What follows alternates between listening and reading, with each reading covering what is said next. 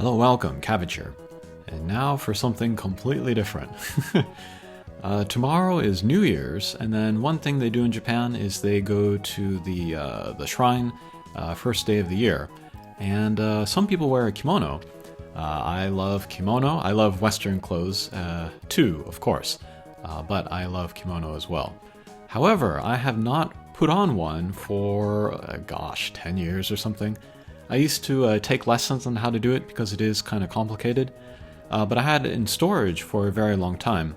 I finally got it out of storage, and I thought I would do a practice run before New Year's Day tomorrow, and then record it here and show it to you all. There are many mistakes. When I was putting it on, I could tell that it looked horrible, and of course watching the video here I can tell that it's horrible.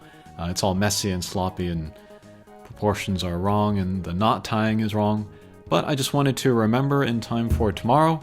There's actually very few people that know the correct way or how a kimono should look, so I could probably get away with it. But here I'm wearing the under robe, and I don't know if you can tell on there, but that's real gold on there. Every time I give this under robe to the dry cleaners, they ask me like, "Oh God, this is real gold. You sure you want to clean this?" And I'm like, "Yes." But you got to wear this under, and then over. This is the kimono. This is the real kimono that everybody sees that I am picking up now. And then this one, it's order made to me. There's only two measurements: the length of your arm, and then the length down to your ankles. That's all they measure. Everything else is one size fits all. And I'm a pretty skinny guy, so I should maybe put like some kind of padding or like maybe a towel like folded up around my belly. That will help the kimono kind of fit better and look better, but I didn't think to do it here. But let's cross it here. Left over right. And make sure the ends there hit my hip bones. And then we'll grab the belt, the obi. There's actually one other belt. The belt that I put over the underrobe, I should have put around the kimono here, but I took my kimono out of storage and there was a couple things missing. I don't have any footwear, for example.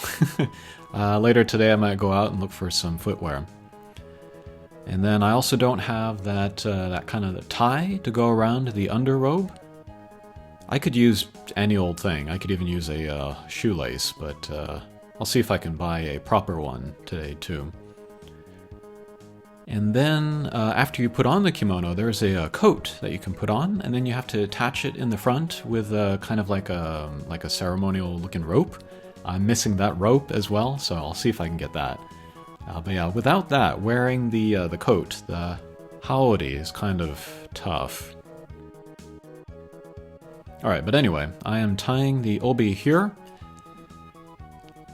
I have a book which will tell me the correct way to tie, but I'm trying to go off muscle memory here. I trained very hard for 6 months to learn how to tie this properly.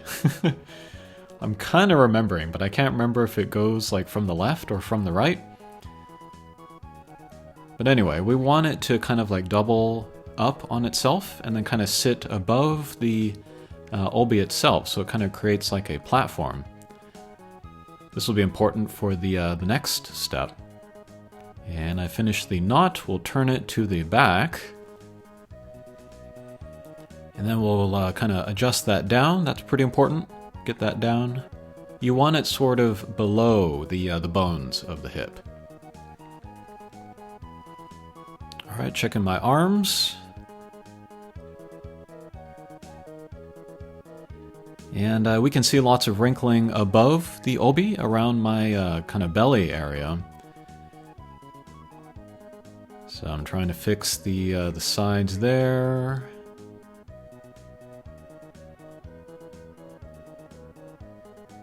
Alright, that's good enough.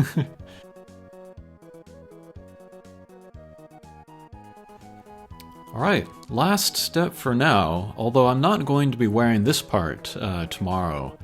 This is the Hakama, the poofy pants. When you go to the shrine, the first day of the year, you don't wear these poofy pants. These are more for kind of more ceremony stuff, weddings or whatever.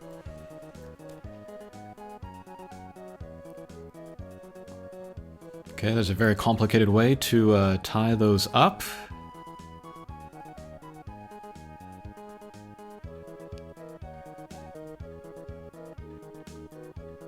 And I don't know if you can tell from the video, but there's a stripe going up and down.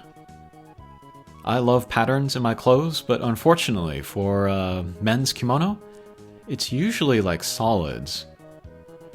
You look at a women's kimono, there's lots of patterns and stuff. I would like to wear patterns, but yeah, it's not what men do. Okay, so we'll attach the front part of the poofy pants. And then I'll take the belts, I will loop them around the back of that kind of that platform from before.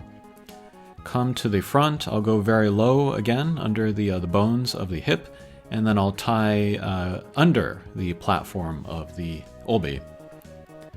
And then just a kind of a shoelace tie there is fine. Make sure my sleeves aren't caught. Alright, that's how that's looking. We'll kind of unsuccessfully tuck that under. Nobody's going to see it. And then I'll grab the back part of the Hakama, and then there's a tab that I will take and I will insert behind the obi. It's covered in tin foil because I didn't see that from the dry cleaning. And then we'll take the belts from the back part to the front, kind of tie it around the belts from the front part, kind of anchor it there.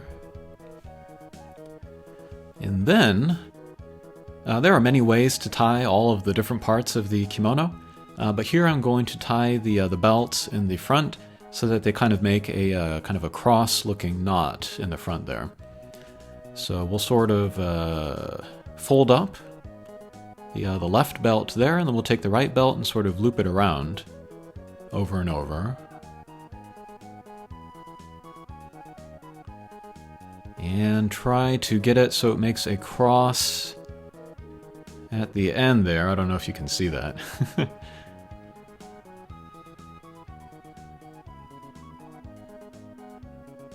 Okay. Alright, and that's about as far as we're going to go today. Maybe in the future, once I get more of the goods, I will show how to put on the coat. But this will do it for now. Alright, I think I am ready for tomorrow. Alright, Happy New Year. Thanks for watching, and we'll see you again. Take care.